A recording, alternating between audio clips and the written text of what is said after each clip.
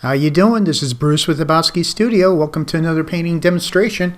If you're watching my channel for the first time, thank you for tuning in, and I invite you to check out the rest of my videos and subscribe to my channel to see more. Be sure to hit that bell notification icon to be alerted as to when I post new videos. This method here that you see me doing now is a typical way I start my paintings, doing some wash tones to get some base shapes. This is an easy way if you're not sure of how your shapes might progress in the painting. This is a good way to get a feel for what you want to do before you commit to thicker paint.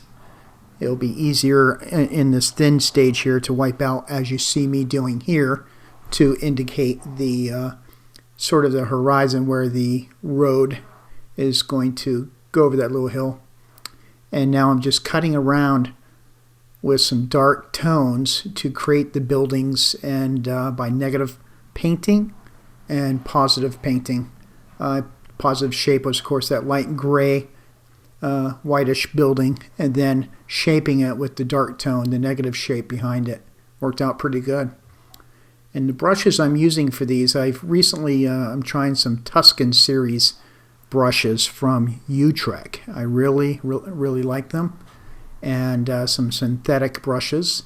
I highly think you should try them out if you have the opportunity. I'm not getting any kickback on this. I just try different brushes and I do like them. Now here I'm just putting in some tone that's going to eventually be the glow of the lamplight on the pavement. And then I'll blend in the street color into that, as you see me doing here.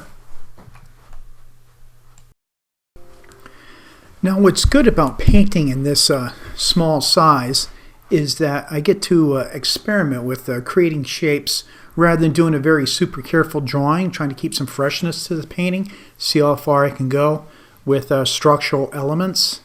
And then once I sort of feel comfortable with a potential method, then I'll try to apply that to a larger format piece and see if the same techniques will apply.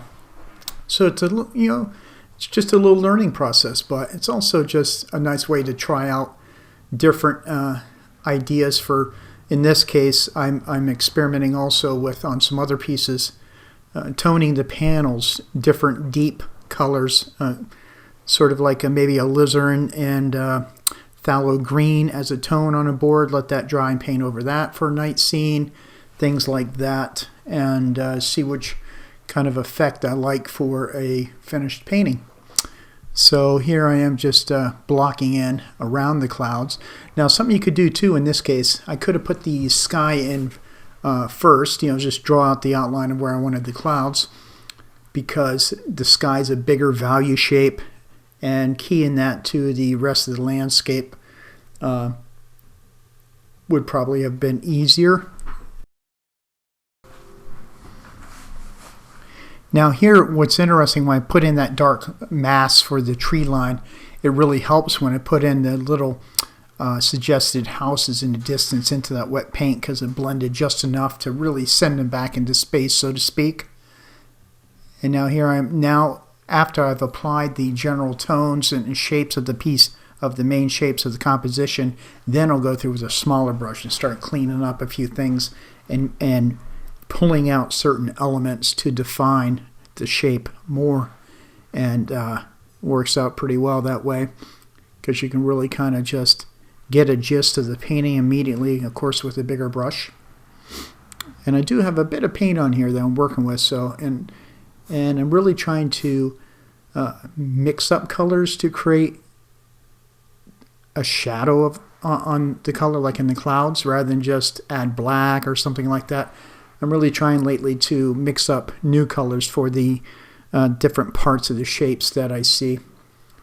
Now just knocking in a few little bits of windows and things like that in this little urban setting. This is actually where two roads kind of converge and go over some railroad tracks here in town. And one of the tricks for painting these nocturnes is when I collect my reference material, I'm not the greatest nighttime photographer, so I'm trying to work out my technique to capture good images to use for paintings, but I've also been thinking about maybe doing an experiment and using a photo reference of a daytime scene and then making it a night scene. I think when I decide to do that, I'll try to make a video of it, so there'll be other options you could use maybe some tips that will help you. Now here is a key thing. I'm using a sharpened dowel to scribe out some lines where I want my power poles. Two reasons. One, to remove some of the wet paint that was in my way to apply the dark tone. But also, if you didn't like the placement, like, okay, I want to put this one, move it over a little bit, you can just brush back over that scribed line, and it never was there. And then rescribe a new location for one. And I like how this area, I've walked by it many times in the past, and I like the little collection of power poles and the way the roads converge. So I could see several paintings out of this location from different angles.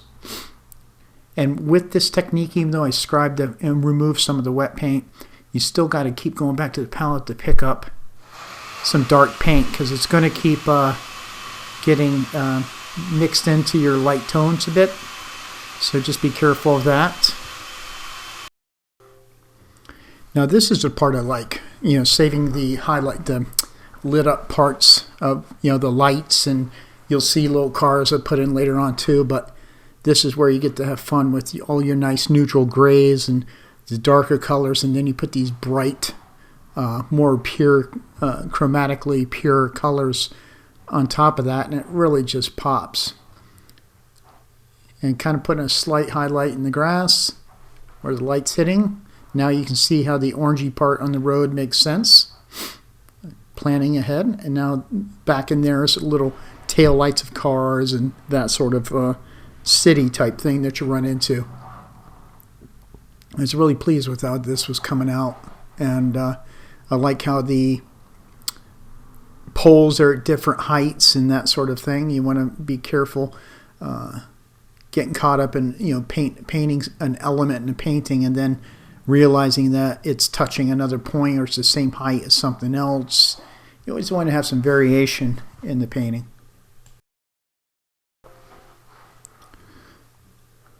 Now pretty soon here you'll see when I come back to a scene that I have power lines in there, and I just use the same very careful technique of scribing out some paint and applying the dark tone. Now I'm just getting into a little bit of signage, a do not enter sign and that sort of thing, and making some unique elements to the scene to bring it to life. I was pretty darn happy with how it turned out. And you don't have to get too caught up in the signage part. You just have to suggest it at this level. It's really doesn't take much. So I hope you enjoyed this video, and be sure to hit that like button and share it with your artist friends if you enjoyed it. If you have any questions or comments, you can just leave them in the description box. I would appreciate it. And just a reminder, you can also find me on Instagram at habowskistudio. So be sure to follow me there also. And that's it for now. Till the next video.